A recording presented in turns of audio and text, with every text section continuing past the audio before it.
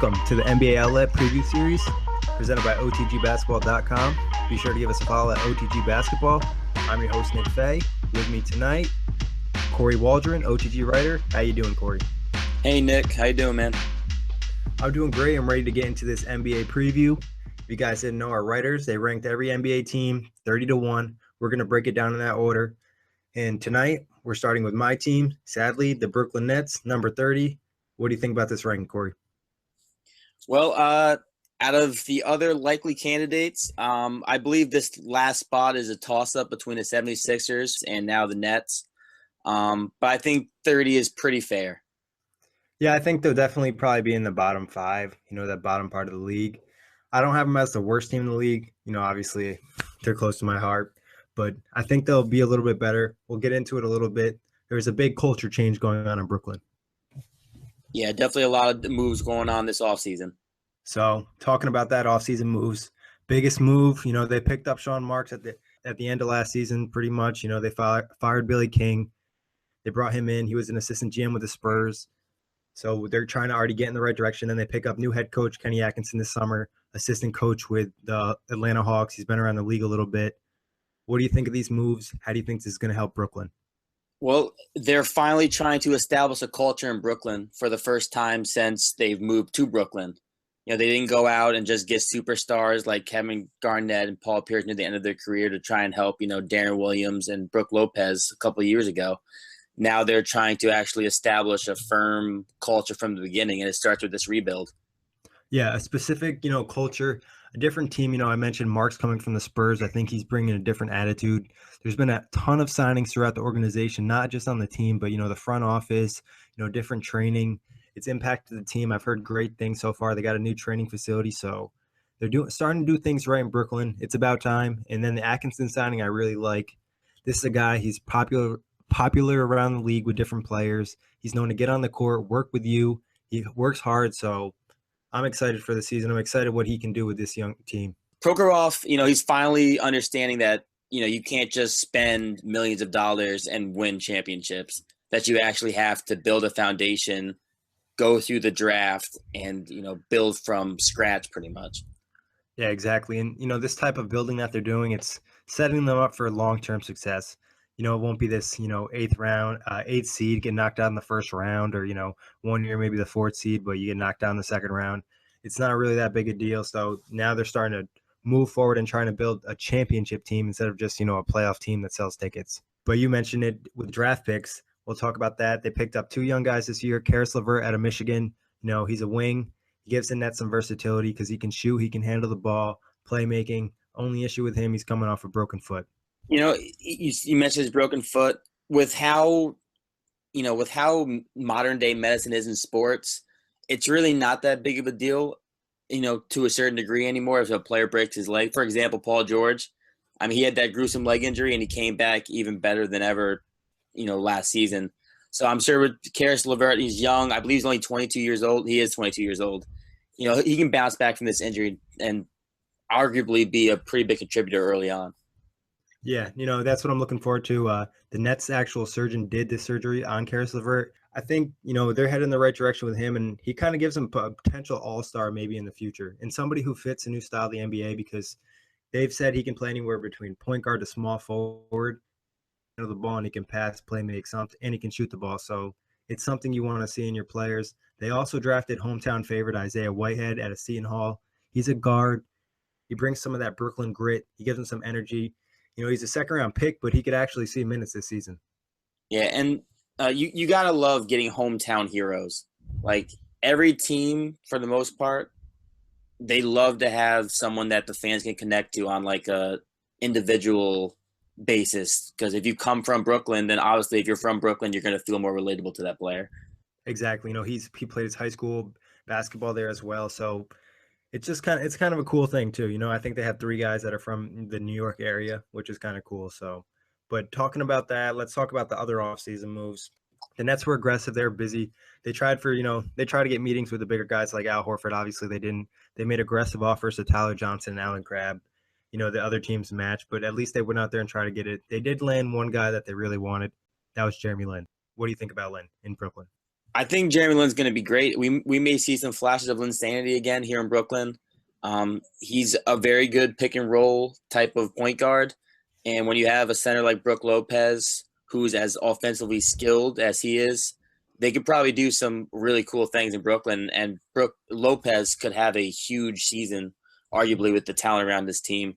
And I Yeah, think, and I think Jeremy Lin, like he has a chance here to kind of wrong the reception Jeremy Lin got, when he went to Houston was that he's just a backup point guard. And then last year in Charlotte, we saw some flashes of him being a pretty solid point guard when Kemba Walker missed some time. And with Brooklyn, he's going to have full reins of that offense.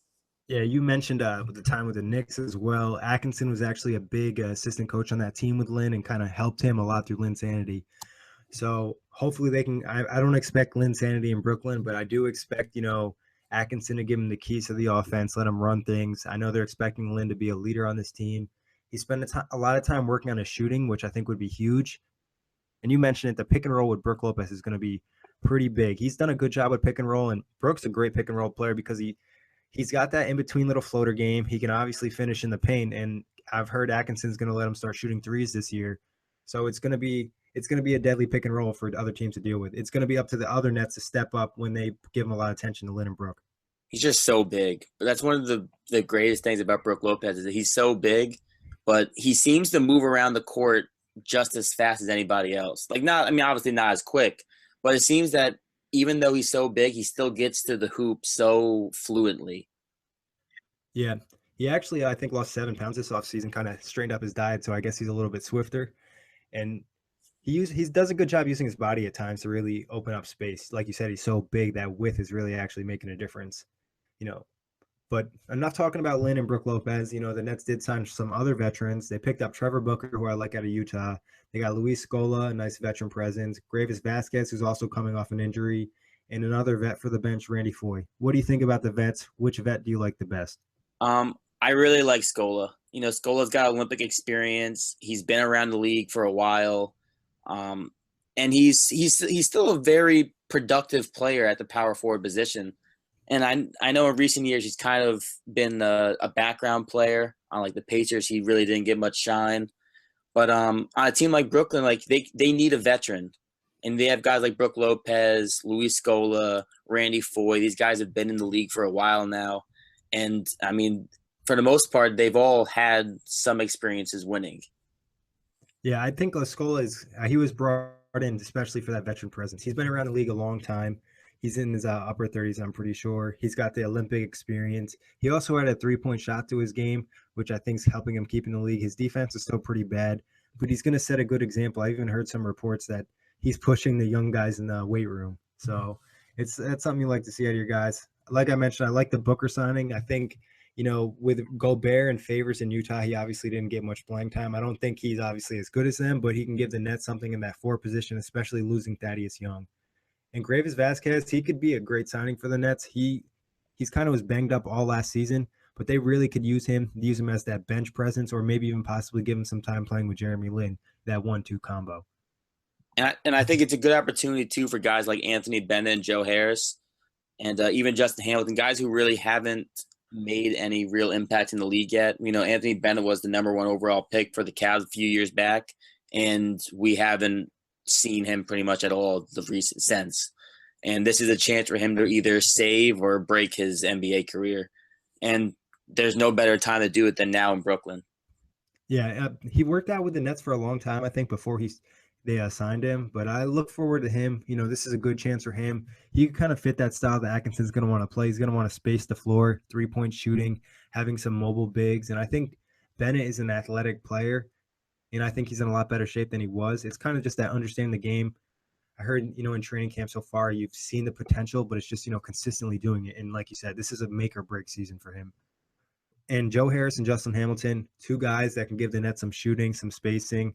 Joe Harris, obviously, at the wing spot. Justin Hamilton will bring that 7-footer that can stretch it out to the three-point line. He played last year internationally, but he had a good season. So it'll be up, see those guys really make an imprint in the NBA. If they want to stick, they're going to have to produce in Brooklyn. But that's enough with the addition. Let's talk departures. The Nets, other than trading Thaddeus Young to Indiana Pacers, nobody really sticks out that they've lost. They lost Markel Brown, Sergei Karasov, Shane Larkin, Wayne Ellington, Thomas Robinson, Willie Reed, Donald Sloan. You know, these guys all had opportunities last year to really make their game stick out, especially at the end of last season where they just let the young guys play. And I think nobody really left a big enough footprint to really earn that spot on the roster. Yeah, no one. We saw some glimpses from Robinson. Shane Larkin had a couple of nice games last season. Donald Sloan did an okay job. But you're right. No one really stood out. I'm still pretty high on Thomas Robinson. He's very tenacious rebounding. He has a lot of energy. And then I'm a big Donald Sloan guy because he played in Indiana for a couple of years. And I see a lot of raw potential there, but, raw potential doesn't always translate into, talent. Exactly. So, I mean, Robinson definitely still a talented player, and he's a great rebounder. His problem is finishing in the lane, his free throw shooting, and I think just at times he's not professional enough.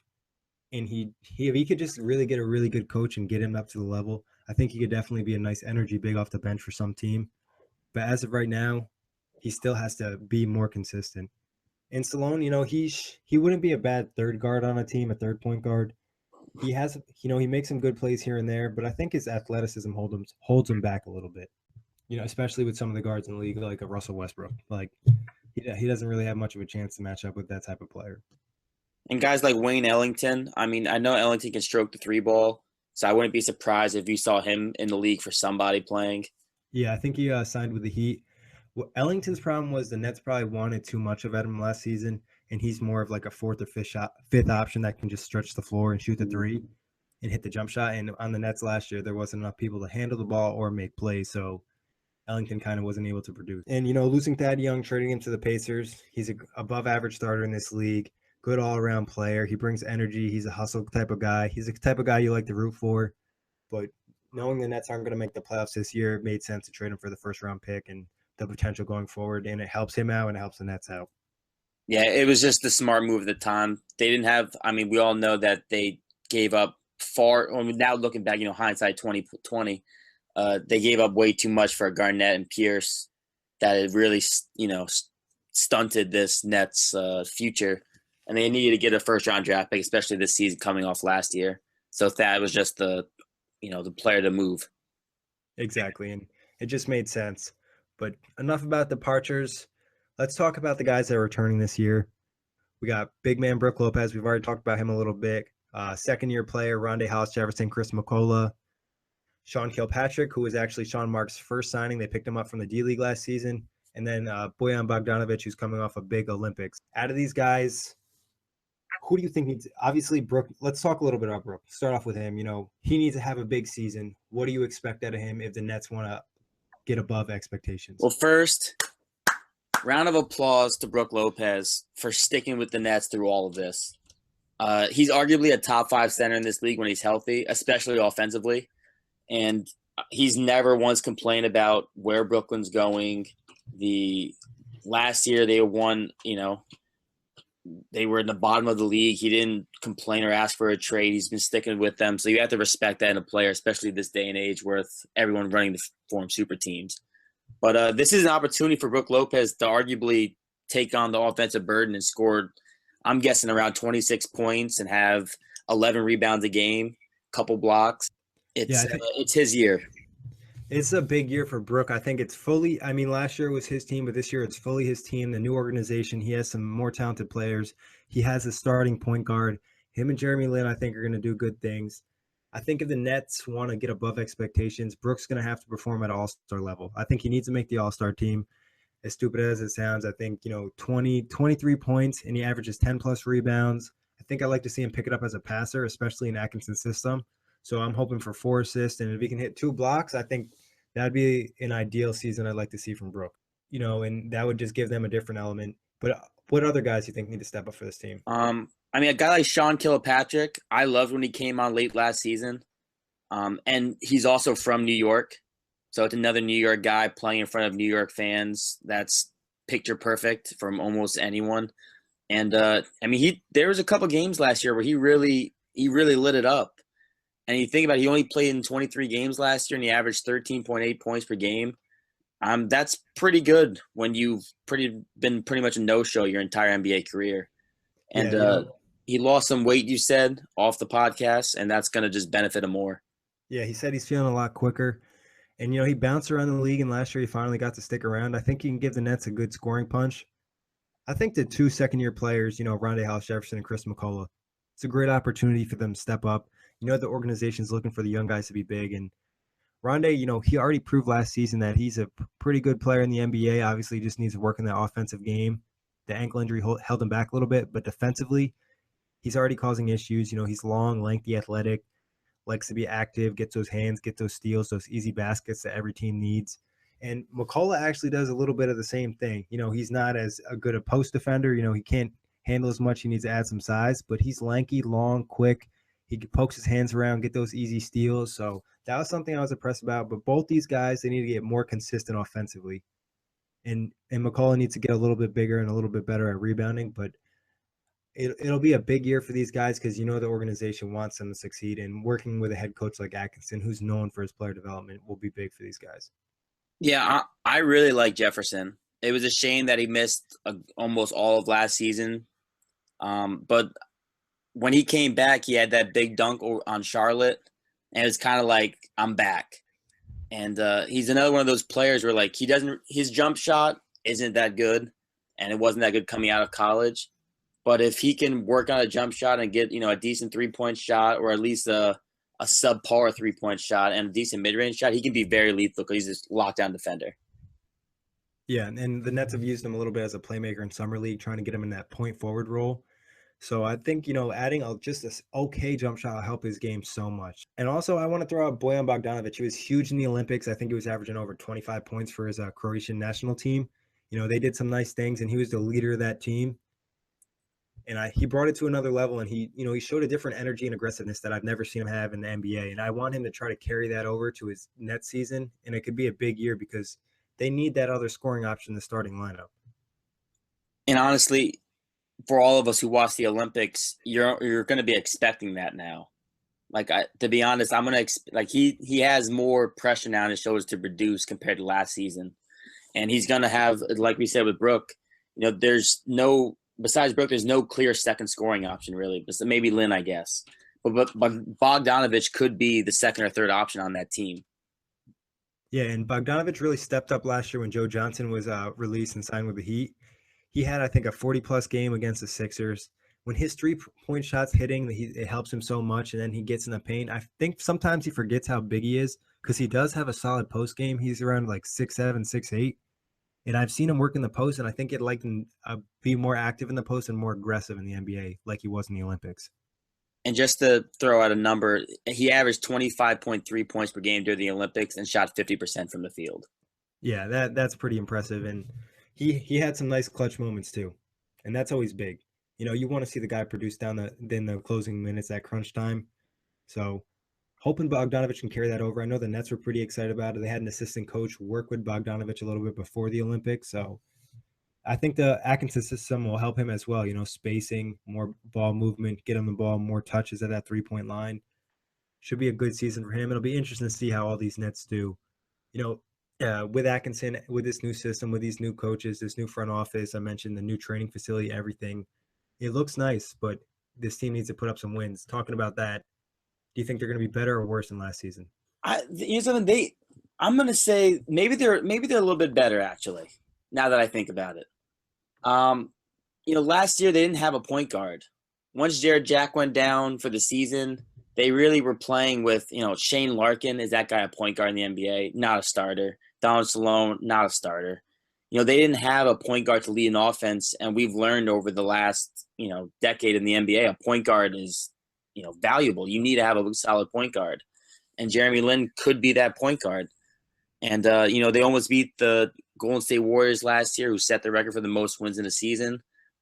People forget they brought them to overtime, and this team is one of those teams that could trap you, and you walk into Brooklyn and think it's going to be a cakewalk, and you got to forget they still have Brook Lopez, they have Jeremy Lin, and these new guys who are hungry to make a name for themselves.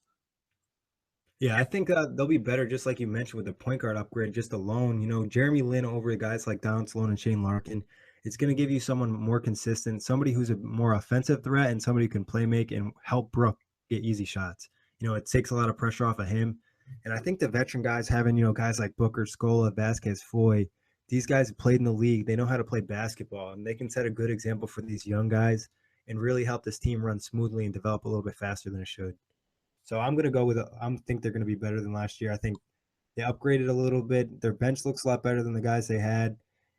And I think Atkinson's going to help a lot in the overall culture change. Different from what I've read, different reports, quotes, press conferences. It just feels like a different environment in Brooklyn. It's something I'm very happy about. It's something for a Brooklyn fan you can look forward to now. You finally you don't have to worry about like where are we going future wise. You can tell where this team is going. Yeah, and you can kind of tell what they're looking for going forward. So it's exciting. But let's get our final prediction out for the Nets. Your final prediction for this team. What do you think they're going to end up like? I'm gonna go with one win higher than last season. I'm gonna go with 22 wins. That's fair. I'm gonna probably go a little higher. I think that these second-year players could step up. Bogdanovich might, impress some people, in that Jalen and Brook Lopez combo is going to be deadly as a pick and roll. It's going to be defense where this team really hurts. But I'm going to go 24 to 28 wins in that range. I think they'll impress some people, and like you said, they'll catch them teams off guard just because they're not expecting much out of them. That's fair. That's a pretty fair rating, Nick, for a Net fan. For a Net fan, it's a pretty fair rating. Appreciate it. Try my best to not be biased, but I'm going to be biased on the next topic, and that's League Pass. You going to watch the Nets this year? I am going to watch the Nets this year. Where I live, you don't get to watch the Knicks because of the blackout restriction, but you get to watch the Nets, and I'm going to watch the Nets. I'm interested to see how Jeremy Lin and Brook Lopez work together in this offense. I'm interested to see how Kenny does, building up these young guys, and I'm going to check them out. Yeah, I'm pretty actually excited for the season. I know they're not going to make the playoffs, but sometimes it's more relieving when there's no pressure for the team to make the playoffs. You can kind of enjoy it more. Even when they get blown out in these games, you get to watch young guys play. I'm excited to see Karis LeVert when he's active. Isaiah Whitehead, it's cool. He's from Brooklyn. And I love Rondé Hollis-Jefferson. I love the energy he brings. Pumped to see him play. I'm catching all 82 games. So I'll even probably watch all the preseason games they televise. I'll be disappointed, Nick, if you miss a game now. Okay. Don't worry. I'll be on top of it. But on to our next segment, and this is probably one of our favorite ones. We're carrying this over from last year, The Truth. Parth came up with this, Parth Garadia. And we're going to pick an emoji for every team. And Nets emoji, we're going to go with the opening emoji hands. The future's bright for the Nets. They were in a bad place. They were trading for old players and giving up a ton of draft picks. Now they're starting to value young players, value draft picks. The culture's changing. Everything's looking pretty good. I'm happy about it. So opening hands. Opening hands is a very fitting emoji. They're pretty much, your hands are wide open. You don't know what you're going to get in your hands. But it's going to be good because the future is finally looking bright for Brooklyn. Yes, smart guys in the front office. I can feel confident and sleep at night. But that wraps it up for the Nets. Thanks everybody for listening. On to our next team, team number 29.